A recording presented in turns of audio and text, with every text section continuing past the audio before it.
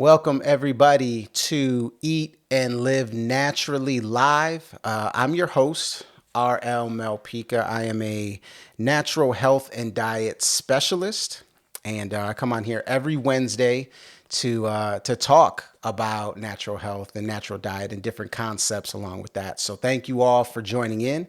If you're watching on the replay, go ahead and put a hashtag replay in the comments.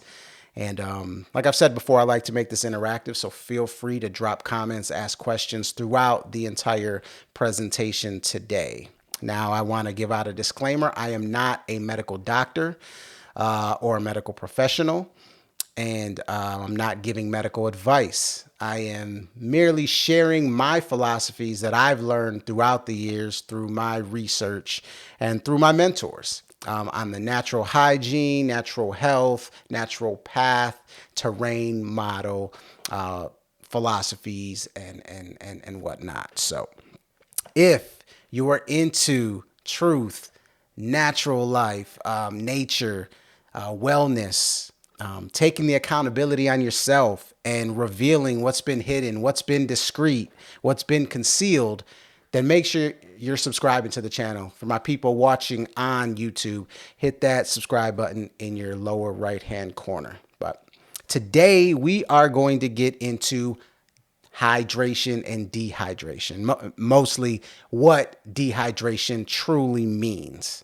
So if you're with me, drop a comment out there. I'm sure you have some questions about dehydration, kind of what you've been told, what it means and whatnot.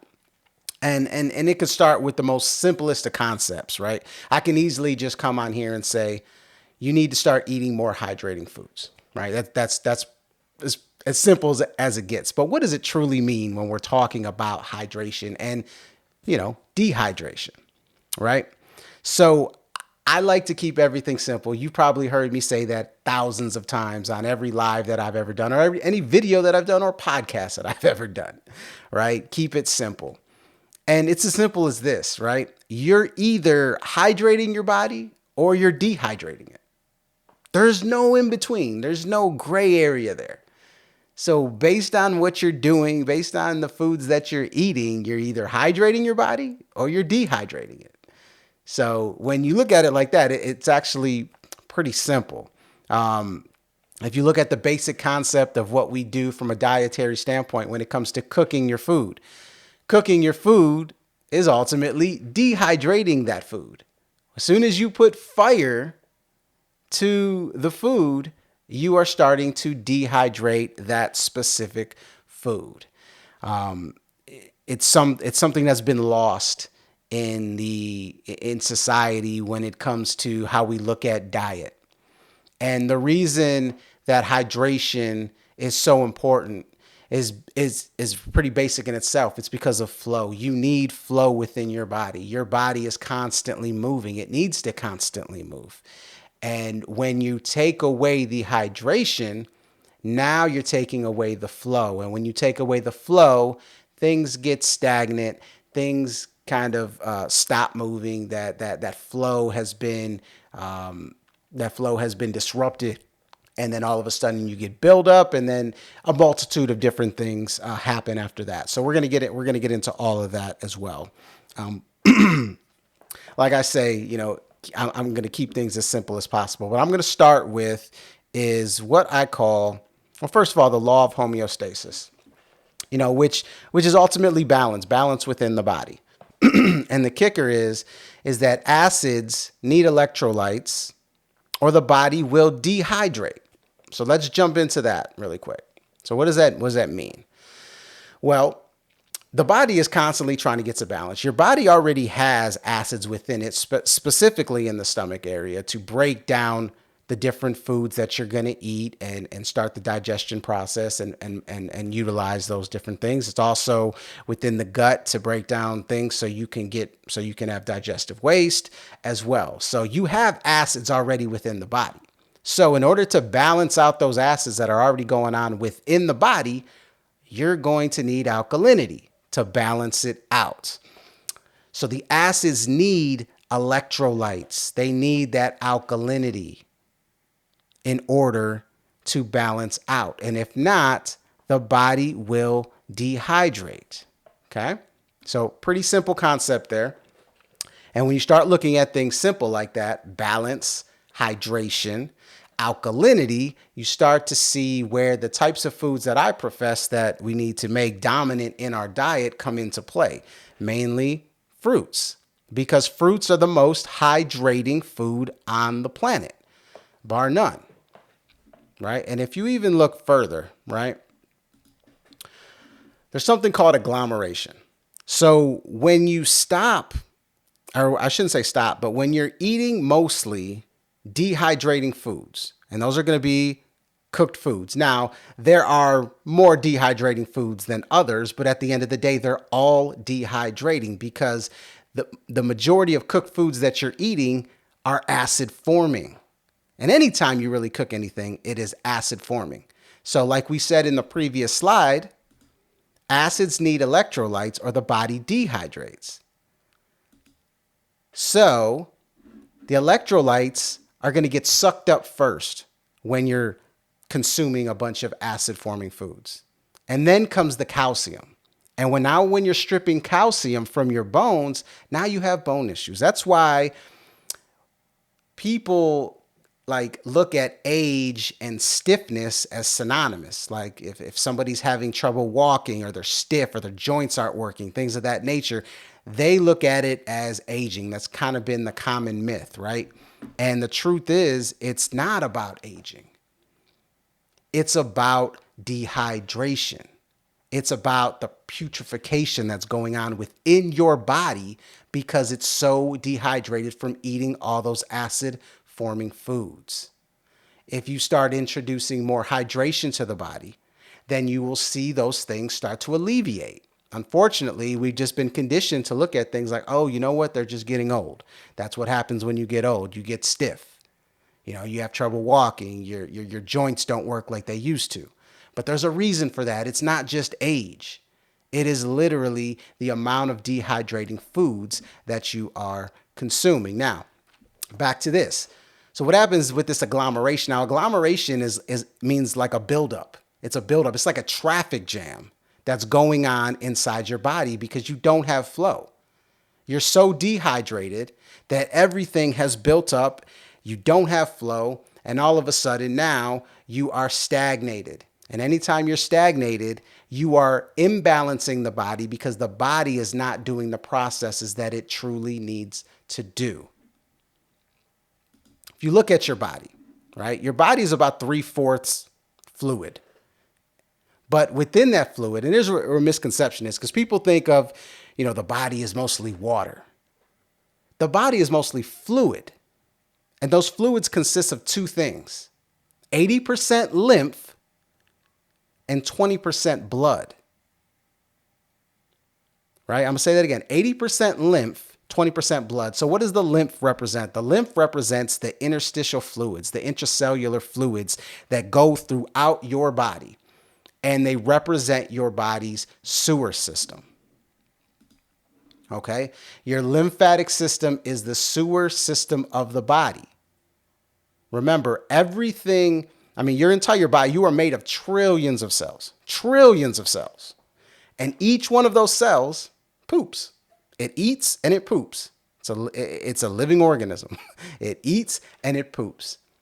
So where does that poop go? And all the acids that you eat, right? Where do we think that go? How do we get that out the system?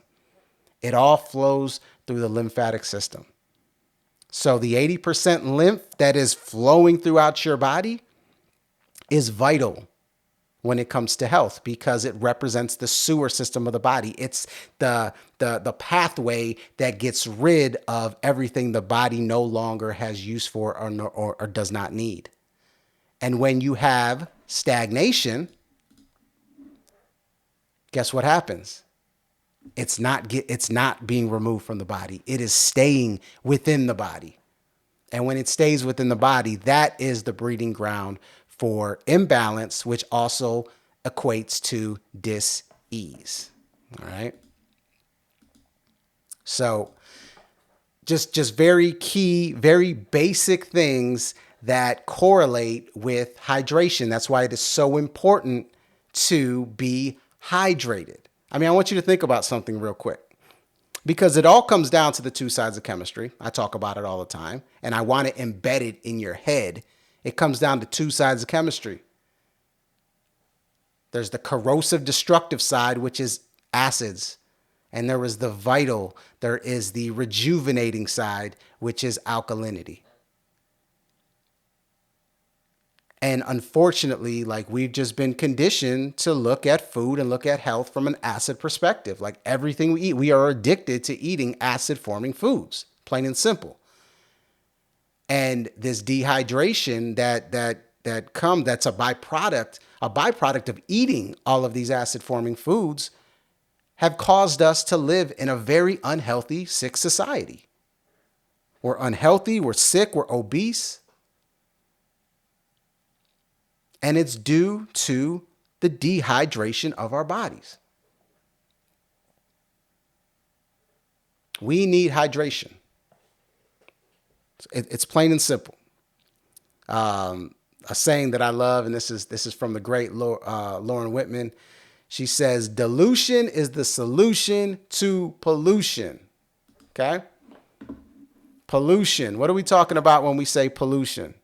The sewer system of the body. Our cells poop. Guess what that poop is? It's acidic. So if we have acidic poop within us from all of our cells, plus the acid ash that is formulated from the acidic foods that we're eating, and it's stagnated within the body, well, guess what happens? We start getting things like inflammation all over the body.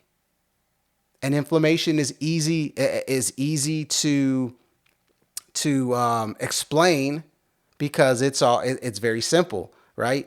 Anytime you're diagnosed with an itis, just look at the beginning of that word and it'll tell you where that inflammation is taking place. But all that is a specific location within the body that has an accumulation of acidity, of acidosis in that specific area is causing the inflammation. Inflammation, flame, right? What is flame? Flame correlates with fire, with heat. And guess which side of chemistry that is on?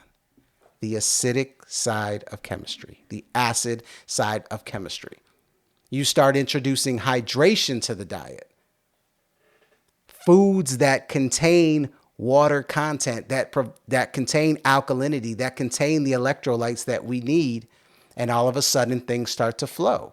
And now our body is able to get rid of that cellular debris, that the acids that are built up within the body.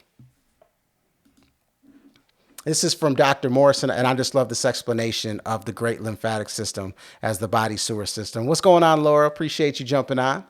The great Laura Antonelli, plant-based nutritionist and fitness coach. Let's see here. Number one, just as we eliminate our waste into a toilet, the cells eliminate their waste into the lymphatic system. These wastes are carried out to the lymph nodes by the lymphatic vessels, just as sewer pipes carry them to the septic tank. Just as bacteria in a septic tank breaks down waste, the bacterium in a lymph node breaks down acid waste. After being broken down, final elimination takes place as the lymph filters out the final byproducts via the kidneys or the skin, especially if the kidneys are weak and overloaded. That's where your rashes come into play. People get rashes and they all automatically think, oh, I just have eczema or I have psoriasis, which is nothing but inflammation.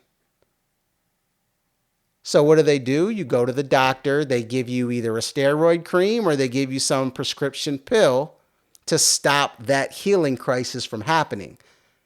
But the fact that it's happening is a good thing. Your body is trying to get rid of those byproducts. That's what it's doing. Your skin is your biggest organ. This is the beauty of the human body. Yet we've been taught to look at these things as bad things. Now look, the original cause of eating the acidic food is a bad thing. But the effect, which is the rash or whatever the case may be, is just the effect of the cause. And without that effect, we're not able to rid ourselves of these products that should not be within our body. The same way waste from the home would pass from the septic tank to the leach field to disperse to the ground. So the lymphatic system is the body's sewer system. So when you look at that and you understand those concepts and understand how important hydration is, it only makes sense that the majority of your food should be hydrating foods. And if you're not, because remember, the beginning of the slide, beginning of this Eat and Live Naturally segment, I talked about there's really only two sides. You're either hydrating yourself or you're dehydrating yourself. There is no gray area. So if the majority of the foods you eat are cooked foods, guess what? You're going to be dehydrated.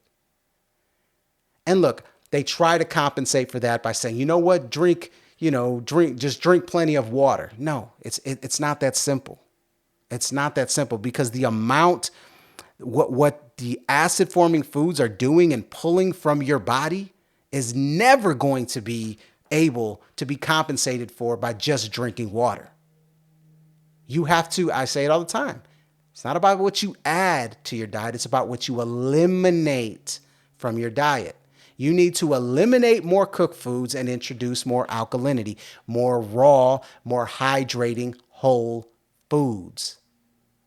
And then you'll start to shift this dynamic to being a more hydrated body versus a dehydrated body. Now, when you start looking at some of the effects of dehydration, we talked about the stagnation. That's the first thing. It's all about flow. If you do not have flow within the body, things become stagnant. You get the agglomeration to where you have a traffic jam, the buildup of all of the acids of the waste. And then all of a sudden that is the precipice of a lot of other things happening, like constipation. And then what happens is when you have all that built up in the system, that's where you get putrefaction. That's where you get fermentation, which ultimately lead to constipation, which also produce gas and bloating. Beans, which are just an extremely dehydrating food, are huge proponents to constipation, gas, and bloating. One of the most dehydrating foods on the planet. And then you have acid buildup. Look, I can't give you the number, and I'm going to get the number. But let's just say there's thousands of different diagnoses. There's thousands of different sicknesses. But they're just names. They're names for the same thing. Because they all formulate from acid buildup, from acidosis. Even toxicity, obviously is something that can come from the outside, but as well as the inside. But it all leads to acids. It all starts in those two sides of chemistry. So you get the acid buildup within the body in certain areas, in certain localities within the body, and that's what is diagnosed. That's where these sicknesses come into play. That's why a lot of the symptoms you see are the same. They're just called different things because they're in different locations. Another effect, the calcium depletion, because look, the acids are going to pull the electrolytes first. And then they're going to go after the calcium within the bones. Which leads to what I talked about before. When people get old and their joints stop working and they're not able to move like they used to move, that is from the calcium depletion from years and years, decades and decades of eating dehydrating foods. Those continuous buildups are going to lead to inflammation, and then that inflammation is ultimately going to lead to chronic dis-ease within the body. Remember, the body has one job and one focus. That's survival. That is to ultimately get to homeostasis, which is balance within the body. That's its entire motivation. That's why things like autoimmune diseases Remember, my philosophy, not here giving medical advice at all, but that's why things like autoimmune diseases don't really make sense. They're, in my opinion, kind of like a cop out from the medical industry because they can't explain what's going on. But the truth is, it all comes down to one thing, and that's acidity. Because why would the body turn against itself or hurt itself or anything along that? It doesn't make sense. It goes against the laws of nature. Just plain and simple. So when we're talking about health and we're talking about diet, you have to look at hydration. And along with the things I always ask you guys, is what I'm eating or what I'm doing for the betterment or the detriment of me, right? That duality. I'm telling you, duality is within everything within our life, and we can keep it that simple and be much better off for it. Because once we start getting complex, and it's by design, once all these complexities start getting added in, we start to doubt ourselves. We start to question ourselves. We start to go one path instead of the other. When really, truly, it comes down to one thing: betterment or detriment. Is what I'm eating hydrating or is it dehydrating? Right? If you eat some dehydrated fruit, like let's say raisins, or let's say prunes, or let's say, dried mangoes, or whatever the case may be, is that obviously that's not hydrating because they stripped all of the hydration away from the food. It's the same thing that happens when you cook. Right? And I know none of you guys are going to eat raw chicken or raw meat. I mean, some of you might, but the point is like the tiny little minuscule amount of hydration that was in that piece of chicken or was in that piece of meat or whatever the case may be, the minute you put fire to that, it's gone. I mean, how do you think microwaves work? Microwaves boil the water within the food to heat it up faster. Once you start putting fire to food, you are depleting the hydration within that food. Hydration, nutrients, alkalinity, electrolytes, they're all synonymous. The thing is, they've been separated and sold because they're compensating for a diet that is lacking.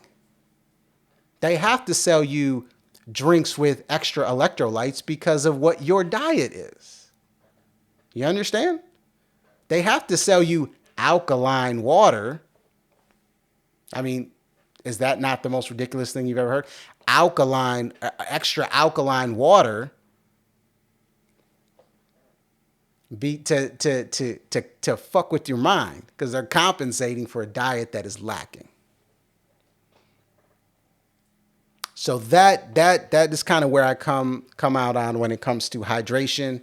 I hope that resonates with you. If so, drop a comment. I'd love to hear what you have to say.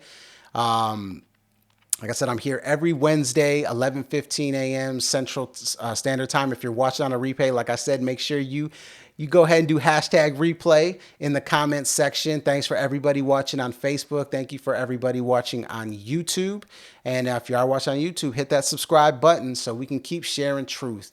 So we can keep sharing light. And ask any questions that you have. Because look, we've just been conditioned, programmed, we've been indoctrinated to look at health in a completely different way.